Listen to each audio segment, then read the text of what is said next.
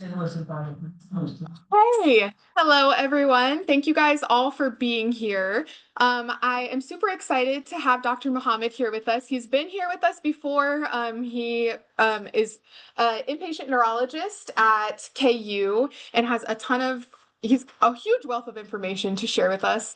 And he's so generous in presenting with us a few times a year. So today he's going to be talking a little bit about alternative treatments to Parkinson's disease. And we're really excited to have him. And I'll let him kind of talk a little bit more, but we will take a couple questions at the end. So if you have any questions, just know that there will be a chance to ask those too. But I'm going to go ahead and let Dr. Muhammad get started. So thank you. Thank you so much, Blake. So it's great to be back and see so many familiar faces. So let's just jump in, because if you don't take away anything from my talk, it'll be we have a lot of treatment options, and that a lot of people are not really either familiar or exposed to or even offered all the different treatments we have. And I hope that you'll be left with some hope. I actually tried to even update some of my slides to include some of the most recent research that's coming out there. But it's always important that we start off with some disclosures, which is that I'm a volunteer speaker. I do this because I like to talk about this stuff, and because there's never been a microphone I didn't like. But I've been involved with the Parkinson's Foundation nationally and regionally. I'm a board member of the Parkinson's Foundation Heartland, which has been a really great experience over the last 5 years. And also my alma mater, Emporia State University. So any Hornets in the audience? Okay, Stingers up. Even though when you and I went to Emporia State, they weren't doing that. It was Go Hornets. But and then some of the treatments, this is so super important. Some of the treatments I'm going to talk about are not FDA approved for the reasons we talk about. And that's because in order to get an FDA approved treatment, you have to jump through a lot of hoops, which is mostly geared towards safety. But once you get approved for something, then it turns out you could use those treatments off-label. And many times they have been studied. Sometimes we don't have hundreds of patients who have been studied on those treatments, but we have anecdotal evidence that it's been helpful. And so this is just to start off a list of the medications that are FDA approved for Parkinson's disease indications. And as you can see, some of them are crossed off, and that's because they're no longer available. Even the most recent one in 2020 that was approved was an apomorphine sublingual film. It would go underneath your tongue, just like those Listerine melts that dissolve.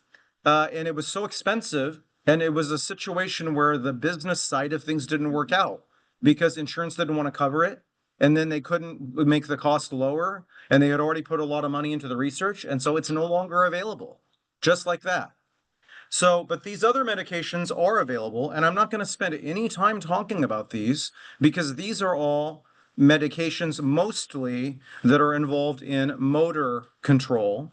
And we want to focus today on some standard treatments and then some alternative treatments as well, because there are a lot of non-motor problems, and there are a lot of ways that other supplements might be helpful. So if you want to hear more about these medications, I'm just going to shamelessly ask to have you invite me back again, and we'll do a separate talk. But in general, most of these medicines on that last slide have different categories. And you'll see that there's a lot of dopamine here because people with Parkinson's disease are low on dopamine. So if we can manage the dopamine effectively with those medicines, there are a lot of different strategies. There can also be problems with acetylcholine. And so you can see some of the older medications tend to work on those. Motor fluctuations tend to happen over time in many people with Parkinson's disease. Some people who have a more atypical Parkinsonism, like a Parkinson plus syndrome, or conditions like progressive supranuclear palsy, multiple systems atrophy, vascular Parkinsonism. They may not have these motor fluctuations. And so many patients will say, you guys always ask us about being on or wearing off. And I just sort of am the same all day long. And even if I take my pills 2 hours later, I don't really notice that it's a difference. That's really good because there are some people who, even within 15 or 20 minutes of when their medicines wear off, they notice, and their family members and caregivers notice. Similarly, sometimes people who are on so much levodopa all at once can have involuntary writhing, twisting movements, dyskinesias. Those dyskinesias sometimes are hard to watch, especially if you're not the person who has Parkinson's disease. But it's really interesting because when they interview and have studied people with Parkinson's, as many as 60% of people prefer dyskinesia because they're moving really well and they don't notice that the movements are bothersome, is unless they see themselves in a mirror or on a video clip and they're like, am I really moving that much? But a lot of times it's the other people who are like, make this stop. Can you adjust the medicines? And it can be a problem if people have a lot of pain in the joints and bones that are moving constantly. I remember having a patient about 10 years ago when I used to have clinic, who actually would self-medicate with too much levodopa and was having so many involuntary movements that she actually injured her neck and compressed her spinal cord. The medical student actually picked up on this when he was learning a neurological exam. He's like, why is this patient's ankle having clonus? And it's like because of spinal cord involvement. So we scanned her and figured out that there was this injury. So, it's not just a benign thing, but this is why it's so important to have the right amount of medicine. Neither too much nor too little, not wearing off. And if there are problems with managing this, you should definitely have some thought into what needs to be happening to individualize your medication. This is a graph that shows the ups and downs, the roller coaster ride that many people have. And, you could pick different times because sometimes they may be 6 hours apart, 4 hours apart, 2 hours and 45 minutes apart. But it depends on how much dopamine people have in the brain and how sensitive the brain is to receiving this dopamine all at once. There are strategies we can use to try to adjust the dosing and timing of those medications. I'm not going to focus on this today, but I want you to know that there are ways to individualize your treatment. And if you have not felt like somebody was listening or addressing that issue, then it may be worthwhile to see somebody who is a movement disorder specialist who can do this at 3 o'clock in the morning in their sleep because they know how to tweak and make adjustments and manage. Okay. I think most of you, I was told, are fairly familiar with deep brain stimulation. I'm not going to talk a lot about that. That's a standard treatment, but this is not new. It's been around for almost 30 years. And in fact, KU Med was one of the first three institutions in North America who was doing deep brain stimulation. So they were studying it even in 1995 before it was FDA approved. Dr. Pawa, who's our director, was a young neurologist then and was very instrumental in trying to bring that treatment to KU to be able to study it. But this is not new. More than 200,000 people have had deep brain stimulation surgery, and we actually have multiple options now. So a little bit of capitalism. We've got Medtronic, Boston Scientific, and Abbott, and they're constantly evolving and doing very interesting things, even with something called adaptive DBS, where it can make adjustments rather than, hey, these are the settings you have on your stimulator, and see you later, and like it's going to be the same every day. So there's a lot of room for potential growth, and I'm excited to see where DBS will be even in another 5 or 10 years. Can anybody say AI? So some things AI is doing a better job than people. So if we can take advantage of that, that's the good side of it. I do want to focus a little bit on duodenal levodopa. How many of you are familiar with this technology? It's not brand new. It's actually been around for 15 years. I'm sorry, 10 years, since 2015. And so many of you may have heard of like a feeding tube. Sometimes people at the end of their life, or if they've had a catastrophic injury, they're not going to be able to swallow for either indefinitely or long periods of time. They might, for example, go in, and even GI doctors do this. You don't have to be a surgeon. They go in through the esophagus, just like they're taking a look at your esophagus and stomach.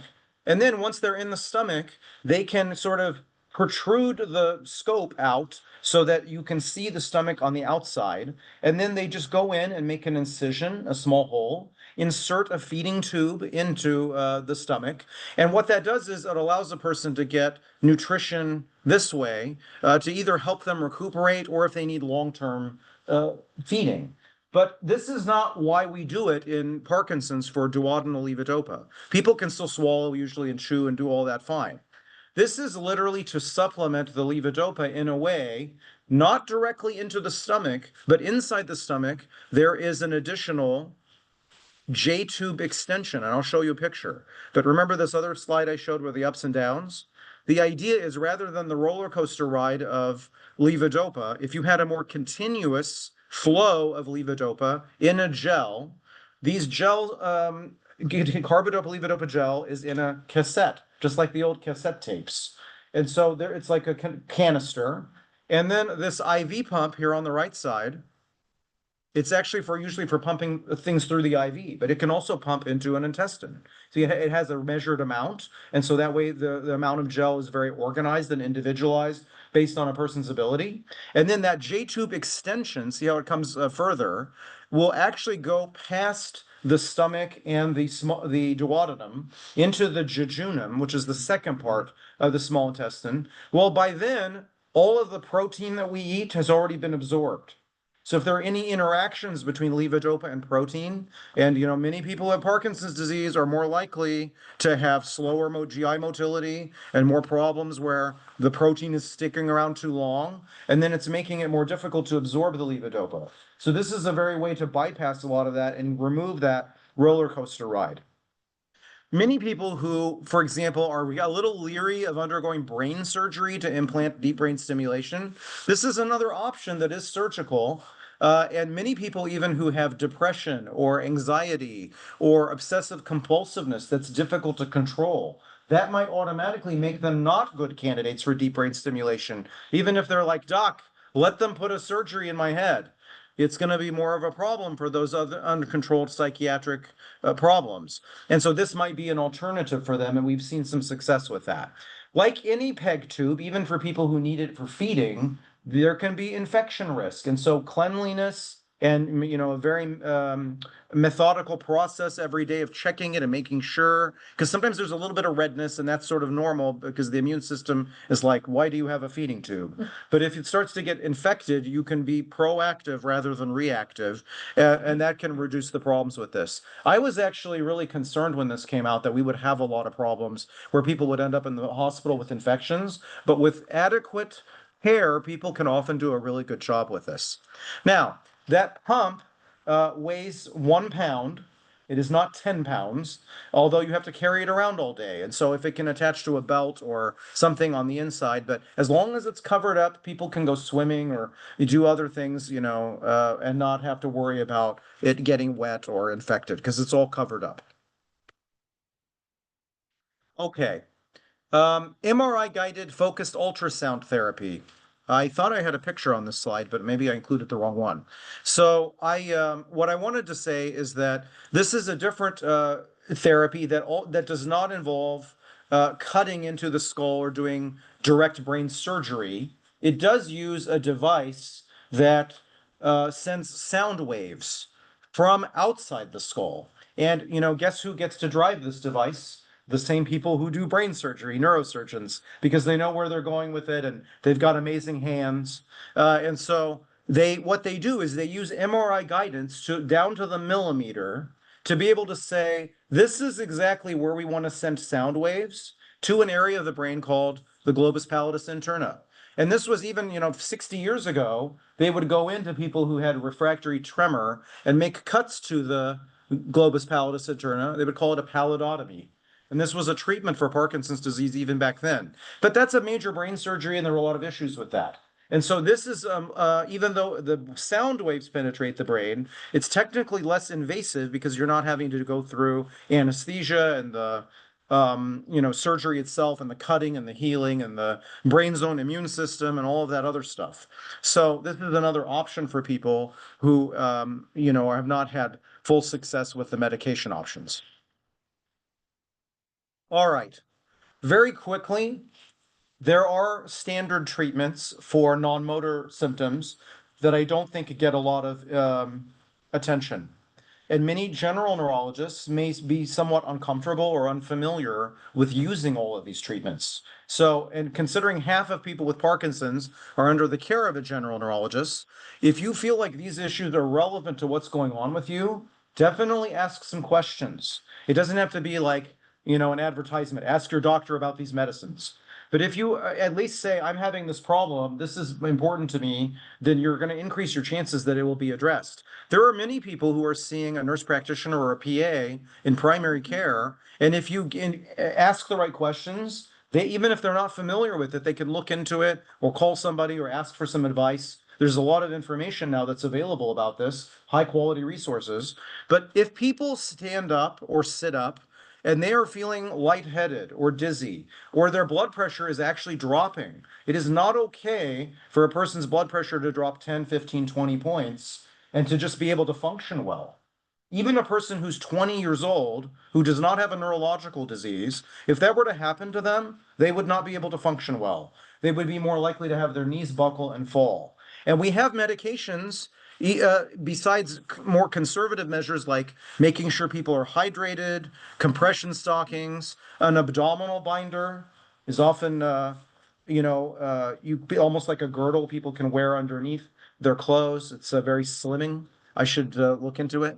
Uh, but other maneuvers to increase venous return to the heart, like when you sit up from being in a lying down position, try to move the legs a little bit and kind of get the blood flowing. Sit up on the side of the bed, sort of in a seated position, move your feet, bring that blood flow back to the heart. These types of things can help if there's a mild amount of what's called orthostatic hypotension, but there are often people who need multiple medications. The same way there are many people who need 2 to 4 medicines for high blood pressure. Sometimes when people's blood pressures drop, they might need 2 to 4 medicines listed here in combination, and they're still having dropping blood pressure. But it is a huge quality of life issue, and it has been associated with accelerated cognitive decline.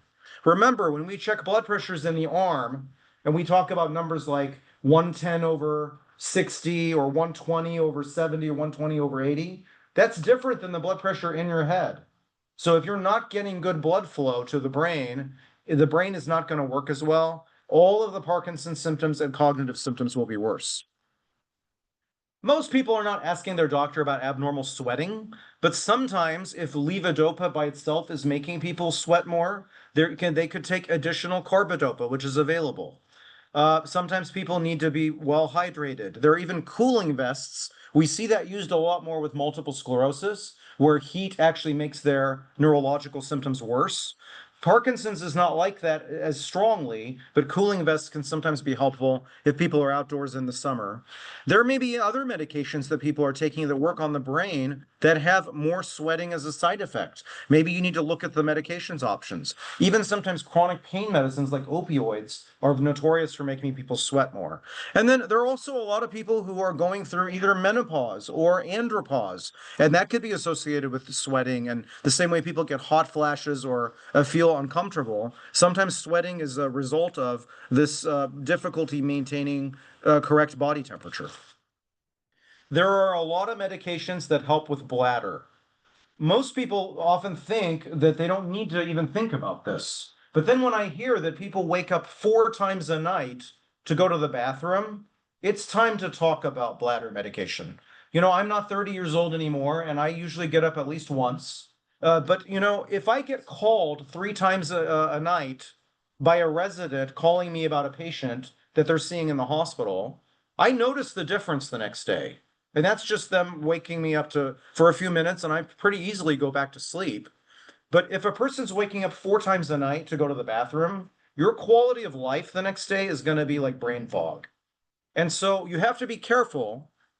Most of the time, insurance likes to cover flavoxate or more famously oxybutynin, and that's one that is usually on the preferred coverage.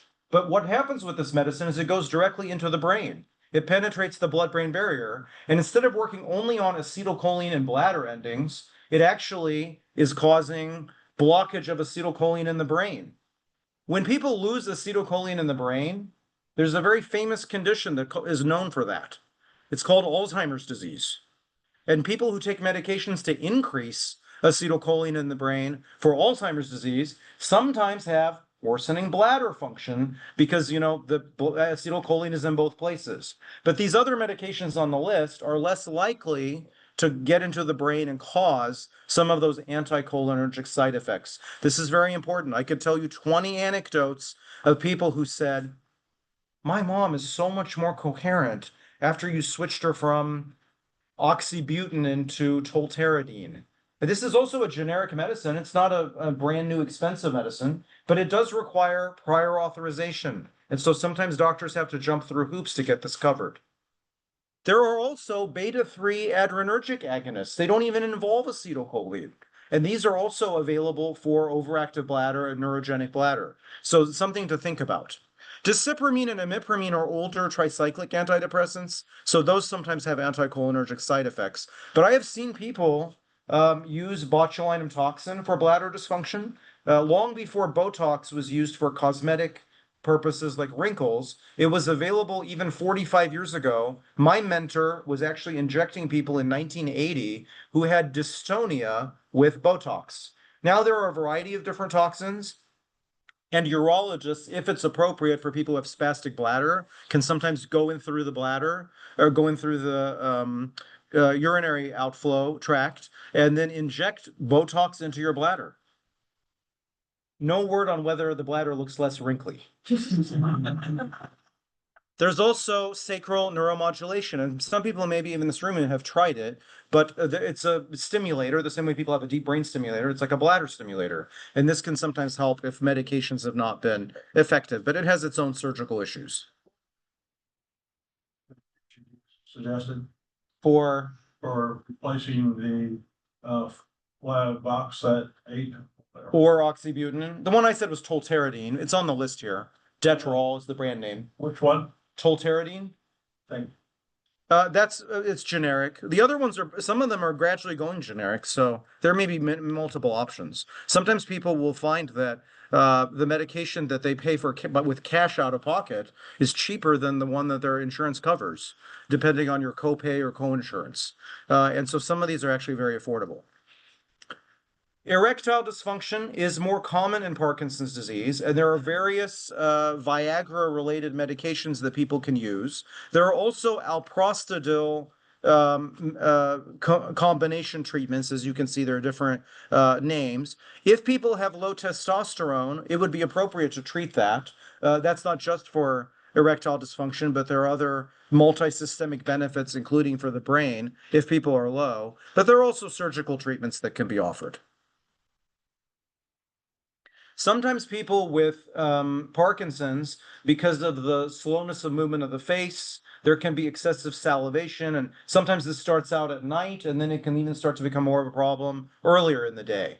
And so glycopyrrolate is a treatment that a lot of doctors start off with recommending first, but it is an anticholinergic. And so you're literally causing dry mouth, but you're also maybe having cognitive worsening.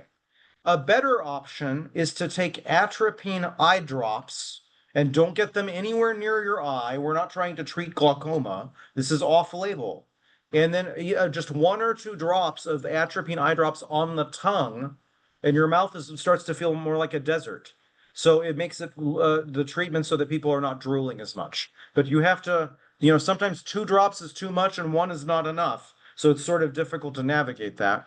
Some people have noticed that if they drink black tea, don't take it too late at night. Sometimes it can cause insomnia, but the tannins in the tea will actually make your saliva a little bit thicker, and that makes people less likely to drool. And if you ended up having a cup of tea and, it didn't help your excessive salivation, I'm sorry. There is a special type of botulinum toxin called Myablock, botulinum toxin B. One of the more common side effects in comparison to Botox was actually dry mouth. So they actually studied this in people who were drooling, and guess what? It works great. So that's another option. And usually insurance will cover these. Constipation is not just straining. It's less bowel movements per week. The GI motility, the automatic motor program, I can't believe he started doing this like a tube of toothpaste. It actually is trying to move everything along. And if that process slows down, Docusate, for example, is not even a medication that gets absorbed. It's a stool softener. It stays in the GI tract. Technically, human beings are like donuts. So there's a hole at the mouth and a hole at the other end. And what stays in the GI tract never actually technically enters the body. So that's stool softeners often work like that. With herbal laxatives like psyllium or senna, you can also have too much, and so people could become dehydrated and have diarrhea if it's too much. Many GI doctors don't like to recommend senna because it actually is herbal, and it has a black sort of color to it. And so if you keep taking it chronically, sometimes it can stain the GI tract and make it darker to see if somebody has a small polyp. So they're the ones who go in and take out polyps and look for colon cancer. So they don't love that one. But you could use other things like psyllium, polyethylene glycol. I should include in here methyl cellulose, which is citracel. It can also be helpful. Some people with Parkinson's actually take lubiprostone, which works on prostaglandins. It's Amitiza, and that has been helpful for fewer bowel movements per week. And then another option is linaclotide or Linzess. So if you're having a problem, like say something about this, because if you have not had a bowel movement in 5 days, probably a person should go to the hospital. So we need to have some prevention. Like there are a lot of people who are sort of very close to this, and people can develop what's called an ileus and not be able to function well. Even seborrhea, like where people have like dandruff or skin breakdown on their face or eyebrows or kind of facial area. There are treatments for this. So selenium sulfide is Selsun Blue, just like the over-the-counter shampoo. You have my permission. You can put that on your face. It doesn't have to just be your scalp. Parathione zinc is like Head and Shoulders, and a lot of times people are low on zinc, and this is a way to actually reduce the flakes from happening. Sometimes big flakes, sometimes little flakes. It's not just for dandruff. Coal tar shampoo or extract can sometimes be helpful. Ketoconazole is actually an antifungal, and sometimes people are better. Well, guess what? That means there was probably some fungal infection in those areas because of the abnormal oiliness or dryness of the skin. Even corticosteroids topically and benzoyl peroxide, which is an acne medicine, can be helpful for some people. They even have prescription sodium sulfacetamide, which is a sulfa antibiotic, Claron, that people can put on topically. Fatigue. You do not need to run out and ask your doctors about these medicines. These medicines are not for everybody. Sometimes working on exercise, sleep hygiene, being efficient with your activity planning. Trust me, I'm rounding in the hospital more than 100 hours a week. I'm tired too. There's not a great way to just be, I have energy. You have to be smart and efficient with your workload and what's expected of you. But there are some people who might benefit if they're having obstructive sleep apnea or narcolepsy and they're not getting checked out. And it turns out that they have their Parkinson's disease is being blamed. That often happens with many symptoms. People can have more than one thing. If their cardiovascular situation is healthy, this is going to be more likely to be useful. Amphitaminergic stimulants are going to be younger people with Parkinson's, maybe in their 40s or 50s. As we get older, you don't want to be on so much cardiac stimulation that you have a heart attack or that your blood pressure shoots up because it's very labile, and then a person has a stroke. But there are non-amphitaminergic stimulants, modafinil, armodafinil, atomoxetine, and we have sometimes used these even in people in their 70s and 80s. Some people, even with dementia with Lewy bodies, are more likely to just sleep more during the day because the changes in the brain are affecting the sleep-wake centers of the brain, like the reticular activating system, and they're often able to tolerate some of these medicines. So if fatigue is a problem, it's worth having a discussion, but I'm not recommending that people should just end up on amphetamines. Many people who are having problems with wearing off will have terrible sensory symptoms. They may feel like their arm or shoulder hurts, their hip hurts, they get weird tingling in a leg.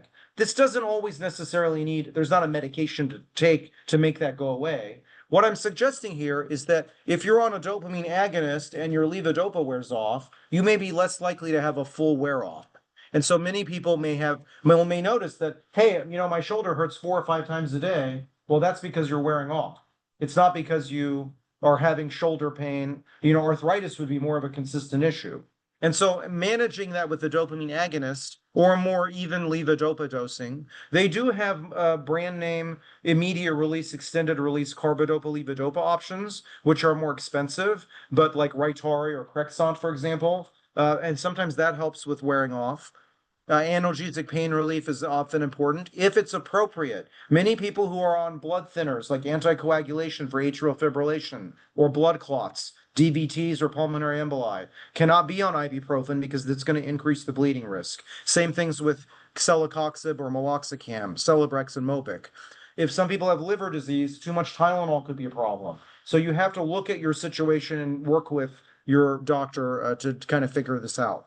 There are some muscle relaxants that can also sometimes help with some of these symptoms, but you have to be careful because Flexeril or cyclobenzaprine has some anticholinergic effect, and that can make people cognitively more dull or even more likely to have poor balance or falls. Baclofen and tizanidine do not work on acetylcholine. They tend to work on various GABA receptors, and so sometimes these are tolerated a little bit better. For cognitive changes, we have several medications. These are the same medications that are used for Alzheimer's disease. The only one that's FDA approved for cognitive impairment is rivastigmine or Exelon. Most people with Alzheimer's disease get started on donepezil or Aricept. And the reason for that is because it's a once-a-day tablet rather than a twice-a-day tablet. And that was just market sharing and pharmaceutical reps saying, hey, ours is only once a day versus twice a day. So if you have memory loss, wouldn't it be easier to just take it once a day? 94% of Alzheimer's patients are on donepezil for that reason. And then they tell them you should take it at night because you're more likely to remember to take it at night. But the problem is 15% of people have insomnia. So we always recommend that people should take it in the morning, especially if somebody's helping them with their medications and they're not trying to remember on their own. But there is benefit for Parkinson's disease dementia. And many people, even once the Exelon transdermal patch came out, that people can put on once a day and then take off and put another one somewhere else, and you just kind of rotate through a 2 week period, their balance was better.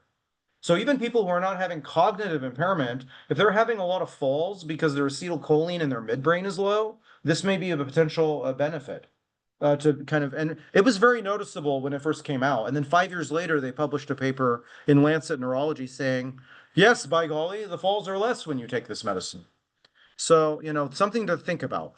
Memantine is not FDA approved for Parkinson's dementia. It's used for Alzheimer's disease, but it blocks NMDA receptors and glutamate. So as cells are dying, they sort of release their toxic chemicals and bother the next door neighbors. And so if you want your brain cells to not have so much glutamate, the memantine can sometimes be helpful. Depression. I didn't even list out all of these are just classes of medicines. There's so many medicines for depression. Unlike people that we all know from the time they were 15 years old, they were sort of negative, Debbie Downer, just sort of not a good coper.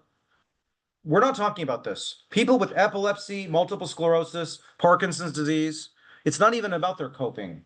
Your serotonin levels are more likely to be low. It is part of the disease itself. Guess what? Medicines are more likely to help somebody who has a neurological cause for depression than somebody who's just sad. There are a lot of people out there who have major depressive disorder, and they've tried all of these classes of medicines, and the medicines don't help them because their biology of what's going on is different. In neurology patients, the medicines, even at a low dose, are often very helpful. And so don't miss out on the possibility of a better quality of life just because of some stigma. It is part of the disease. We expect people to develop anxiety or depression or even obsessive compulsiveness more often as Parkinson's progresses. Don't miss out. Even electroconvulsive therapy has been offered for people who are not responding to medications. It's very interesting too when it's studied specifically in Parkinson's disease patients and they're on these medicines, their quality of life scores are better. So we got to get past that. Sometimes it's the patients themselves who are like, I don't want to take a medicine. I don't want you to have to take any medicines. But if you're living a quality of life that's poor, do you deserve to have an option and a discussion? We are not married to the medicines. You can be like, I don't like to take this pill and take it every day for 2 months or 1 month and don't even get a 90-day supply and just see how it goes. Have an honest discussion with yourself, with your family members. Do you think I'm doing better with this medicine or not? And if the answer is no, I would never want you to continue that medicine. I would only want you to take a medicine if it's going to be helpful for you. It's an option. We don't love to fill people full of pills. People ask me, what would happen if we had a cure for Parkinson's disease? I would be thrilled. Do you know how many other people have movement disorders and neurological disorders that we still have to help? Like, there is no shortage of people who need help. Like, we would love for all this to go away, but until it goes away, whether that's now, 5 years from now, 20 years from now, 100 years from now, we got to do something for people now. If this were 1925, we wouldn't even have all these medicines. Would doctors and therapists and nurses still try to help people have a better quality of life? Yes, and people did that back in 1925. So don't shortchange yourself for potential options. Living with fear, anxiety, panic attacks, especially when you never had these things before, because your brain was fine before. It is not your fault. There are treatments. Be open and like we're willing to think about it. Sometimes it's not even that people need anxiety medicine. Some people, as it's not just motor wearing off. As the medications wear off, they feel like my medicine's going to wear off. Is it 17 after yet? And like, because they know that like literally after 17 minutes, it's going to be like, and then you check the clock and it's like, okay, wow. It's literally like biological, like a clock rhythm. So some of it is just making sure people have better coverage because sometimes their anxiety is better if they're not wearing off. Sometimes people, this is not common, but I want to mention this, people can have small seizures in the temporal lobe and because of shrinkage of the brain over time. And then they literally have waves of what seems like a panic attack. Some people will even feel a rising feeling in their chest, and this is like a small seizure. And then it's like, you don't need anxiety medicine. We need to figure out whether you have epilepsy. This can happen in people who have brain conditions. And so an EEG where they attach electrodes to your head can often come up with this. People who are having hallucinations, delusions, paranoia. Fortunately, this doesn't happen to every single person with Parkinson's, but it is common. There is a treatment available now. It's FDA approved, pimavanserin. It's been around for a number of years. Some people are still using quetiapine, and that's okay, but it's not as effective. And so, it's better to have options. Clozapine is used a lot, but is not offered very often because you have to do weekly blood counts. This is a very useful medicine, but if you take it and it causes your white blood cell count to drop to 0, how is your immune system going to be able to do well? So you have to monitor that and make sure you catch it before you get sick with something. It is very important to avoid dopamine blockers for psychosis that make motor symptoms worse. There are people who don't even have Parkinson's disease, but they've been on medicines like haloperidol, metoclopramide, chlorpromazine. Those are just the common ones. And they have a medication-induced Parkinsonism because these medicines block dopamine in the areas you want them to, like hallucinations and delusions, but also in the motor symptoms of dopamine.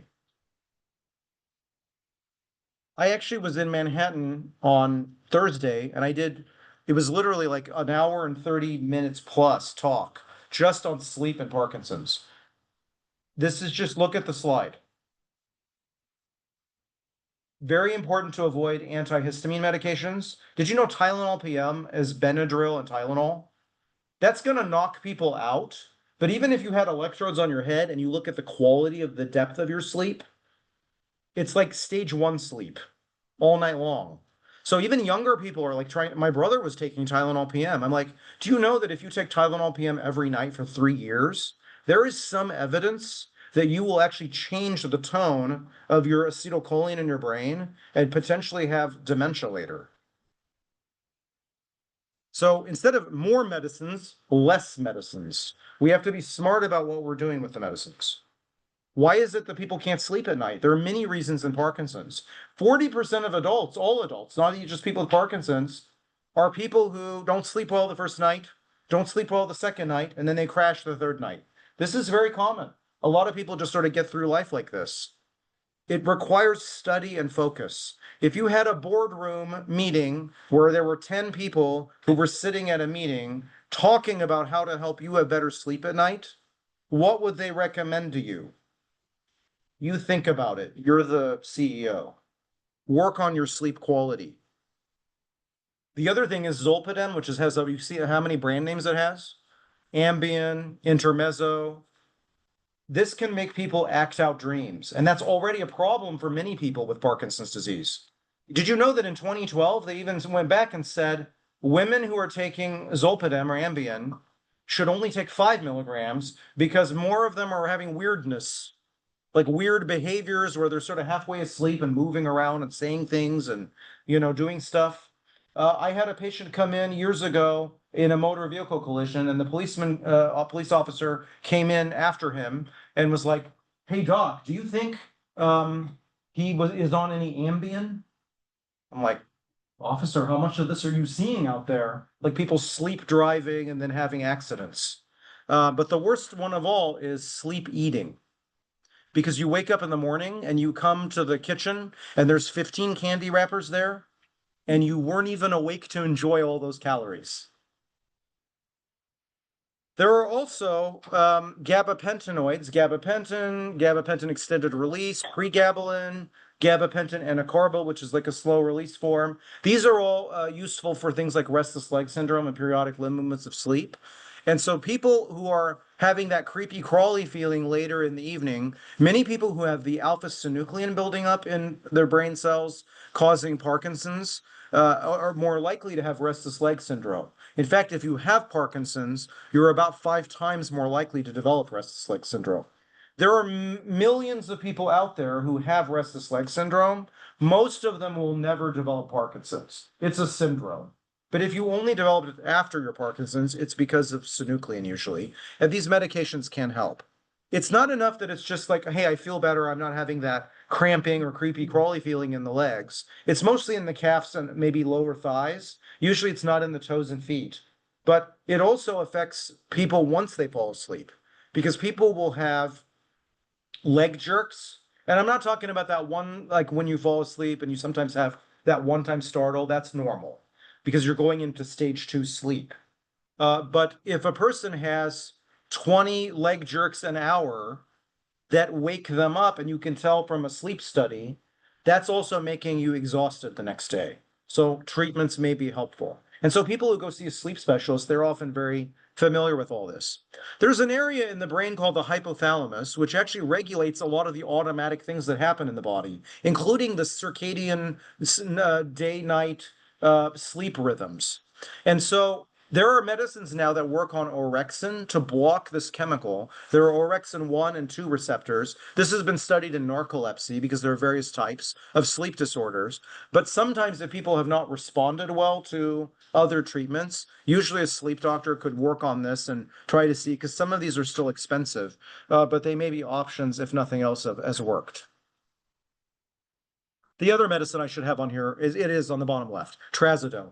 Trazodone is often very helpful. This is a medication that was originally developed as an antidepressant, but we use it all the time. Neurologists and psychiatrists in the hospital will give people 50 or 100 milligrams of trazodone, and they seem to do okay. And this is a medicine most of the time we can agree on that seems to be safe with other medications. Okay, supplements. I could talk about this for an hour, but magnesium, it's very interesting. There are a lot of symptoms that people have, including headaches, dizziness, muscle cramps, body fatigue, and like your magnesium is low. And in fact, if you go to your doctor and you get a magnesium level in your blood test, cardiologists actually recommend that your level should be at least 2.0. But a lot of people, even when we get labs, they're like 1.6, 1.7, 1.8. Imagine with me for a moment that you're getting a blood test. So what we're doing is we're taking a bucket in the Atlantic Ocean and we're just collecting a sample of like your bloodstream that's swimming all over the world, which is your body, and it's traveling everywhere, and your magnesium in your ocean is low. This does not even talk about whether your magnesium in important neurons is low, like these neurons or those neurons or the spinal cord or the nerve endings. So if you're low on your blood test, like let's get it up above 2. Sometimes when people get labs done, they're only getting like a BMP, and that doesn't include a magnesium or a phosphorus. So you might have to ask your doctor to check your magnesium level. They have even looked at magnesium supplements as different types of salts. So the most famous one that if you just get magnesium, you go to the store and you look at it, most of those are magnesium oxide. That's actually what I take, because anybody who's on like stomach acid medicine, you're more likely to get depleted on magnesium and B12. So a lot of people are more likely to be low. But they have looked at other types. So there's a type of magnesium called magnesium threonate, THREO, NATE. There are 6 or 7 companies that make this, so it's not proprietary one brand or another. Feel free to comparison shop. Sometimes the dose is 50 milligrams a day. Sometimes it's 667 milligrams a day. It has more to do with the salt. So the 3 and 8 can be different. What you need is your elemental magnesium. So 1 pill a day should be helpful. But threonine actually penetrates the blood-brain barrier and actually brings the magnesium into the brain. So it's more likely to get into neurons. And so they've actually studied this, like Namenda, working on NMDA receptors in the brain for cognitive benefit. And there have been some people, their tremor is a little bit better when they're on magnesium 3 and 8. So I want you just to be aware of it. Coenzyme Q10 had a variety of studies for Parkinson's disease early on. And so it's more likely to be helpful if you're low. A lot of people who are on a statin cholesterol lowering medicine, sometimes people get muscle aches from this. Some component of that is because coenzyme Q10 is low. And I remember a time when a lot of cardiologists would just give people CoQ10 when they would put them on generic Lipitor or Zocor, atorvastatin or simvastatin. Some of the newer statin medicines are less likely to deplete CoQ10, like pitavastatin, which is Livalo, for example. But if you can ask your doctor to check a level, and if you're low, it would probably be reasonable to take 100 milligrams a day of coenzyme Q10. Nicotinamide riboside is an NAD precursor. This is a mitochondrial energy molecule. Again, if you are low, it would be beneficial to be on something like this. We don't have a good way to check whether this is low. So some people have just tried this for a short period of time, like maybe they buy a small bottle and then they take it for a month, and then you have to be really judgmental. Like, okay, am I doing better on this? Ask your family and sort of see, well, oh yeah, you definitely have more energy. Okay, it may be useful rather than just like long term. You could go out and buy all this stuff and not feel any better. In fact, more pill burden could make your GI symptoms worse.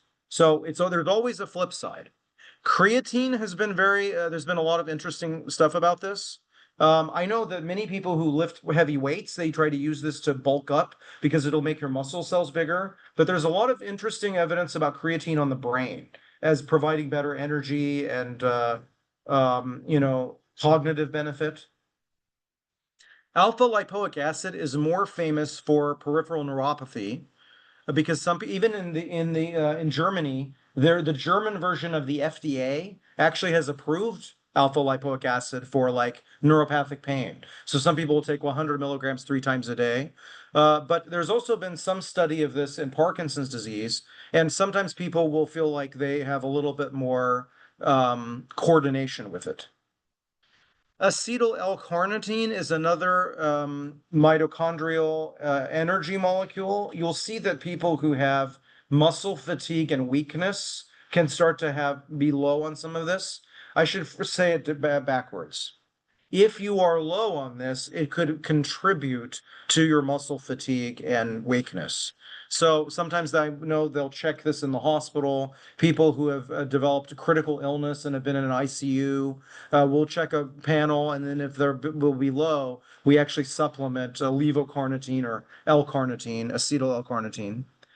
L-tyrosine is an amino acid. I probably wouldn't run out and buy this as a supplement, but in order to make dopamine in your brain and in your body, usually what we run out of first is tyrosine. I personally would say if you can improve your protein intake in strategic times, where it's not making your mobility worse. Because remember, the levodopa binds to the protein, and then people are not getting, neither the protein is getting absorbed nor the levodopa. You have to be smart about it. But if there's a way to get protein in, your protein is going to have most of the amino acids you need. But L-tyrosine comes up on some of the supplement lists. Vitamin B6 deficiency is very common in Parkinson's, and it's because carbidopa, which is supposed to reduce the side effects of levodopa, often make it very difficult for a person to absorb vitamin B6. The proof is when the duodenal levodopa pump came out, and then you were carpeting your GI tract from morning until night with this continuous gel, some people started having burning pain in their feet. And they said, what's going on? And they said, well, let's do a neuropathy workup. And when they would check them, they would have like undetectable vitamin B6 levels. And they're like, oh, well, there's your problem. That's known to cause neuropathy.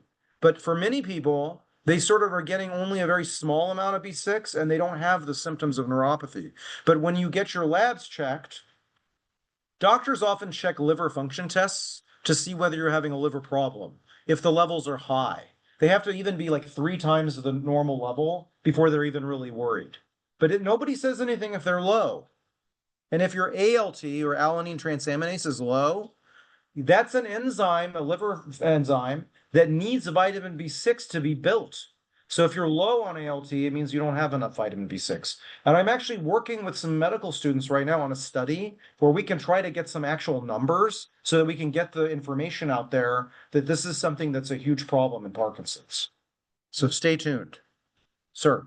B complex, good or bad? B complex has specifically 2 milligrams of vitamin B6. Super B complex has 5 milligrams.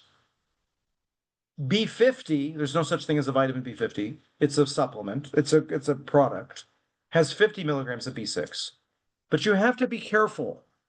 There is some evidence that people who are developing lung cancer, if you give people a ton of B vitamins, it may accelerate. They're like, thanks for the vitamins. So, if somebody is actively smoking, because nicotine, Parkinson's, right? We don't recommend that because the overall mortality is higher. But if somebody's smoking, I would not take a B complex even, let alone a super B complex or a B50. B9 or folic acid, B12, these are often when I check the levels in the hospital, they're often low. So people sometimes, if you get them checked and you're low, I think it's good to get them in a normal range. I should take B12 every day for the rest of my life, probably too much. There's a flip side.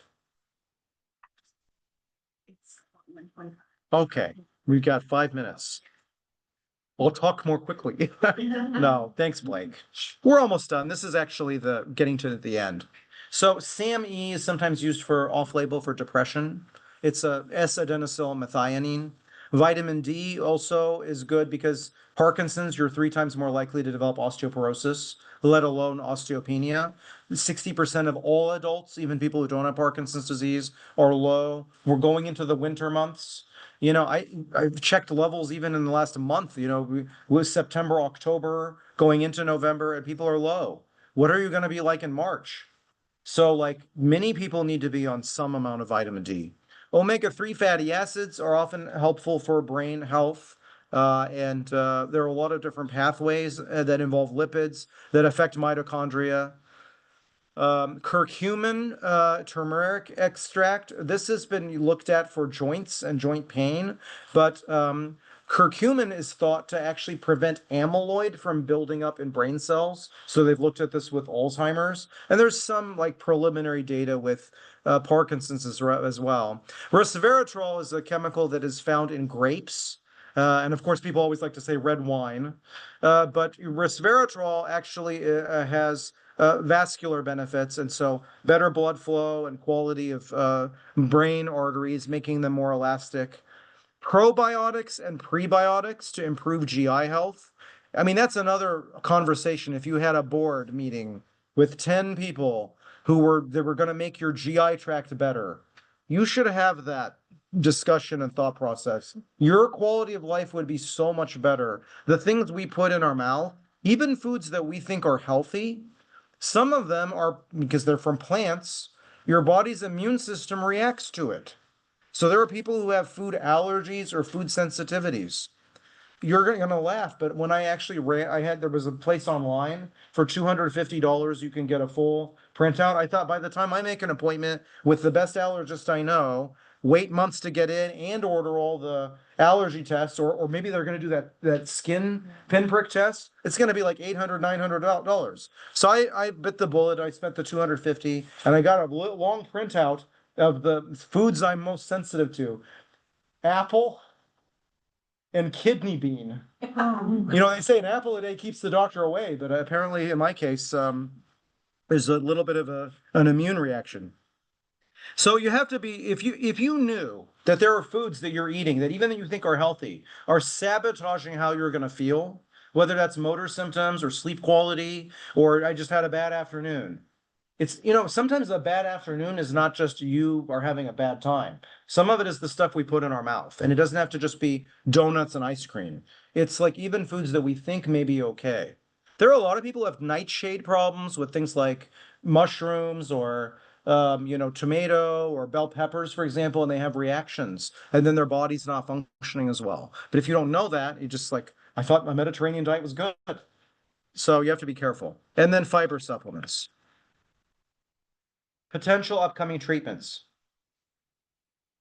These are not, hey, I'm a doctor, I have an idea. These are all in at least phase 3 trials. There's a good chance that at least 1/3, if not 1/2 of these, will eventually be FDA approved, especially if it turns out. They've already passed the preliminary safety trials.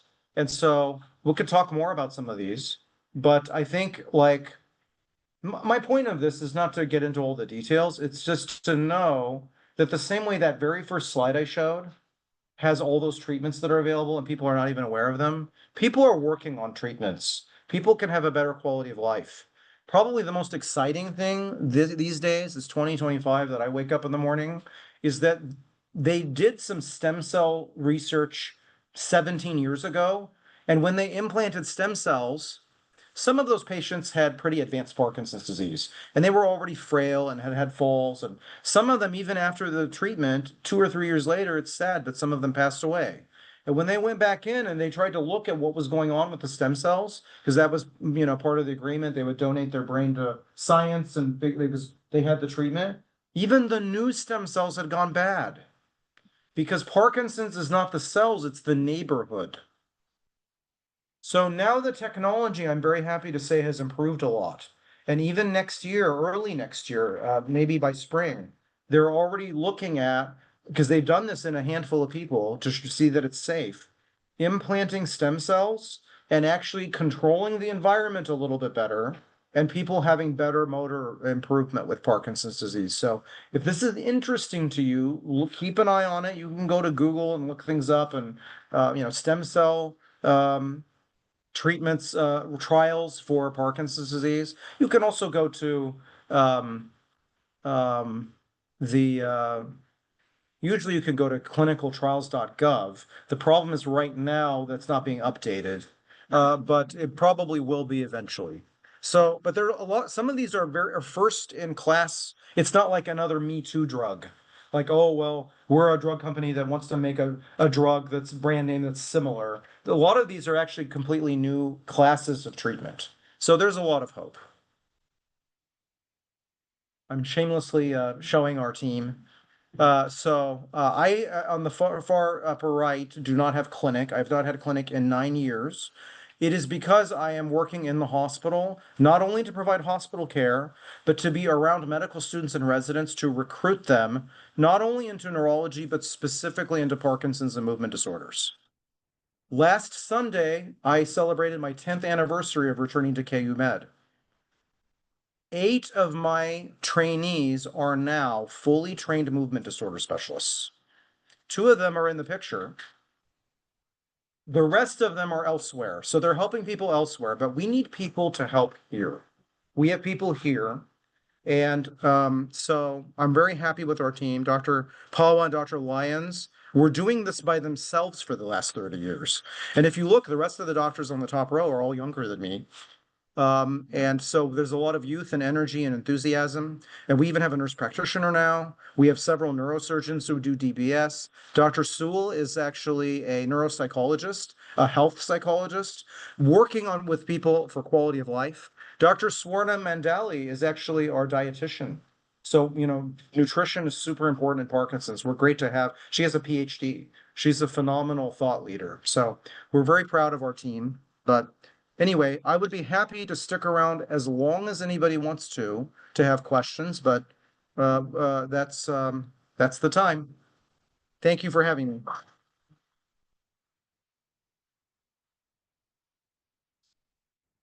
I gotta say, so the man seated at this table, this picture was taken in 2012 when I went to the Aspen Movement Disorder conference. These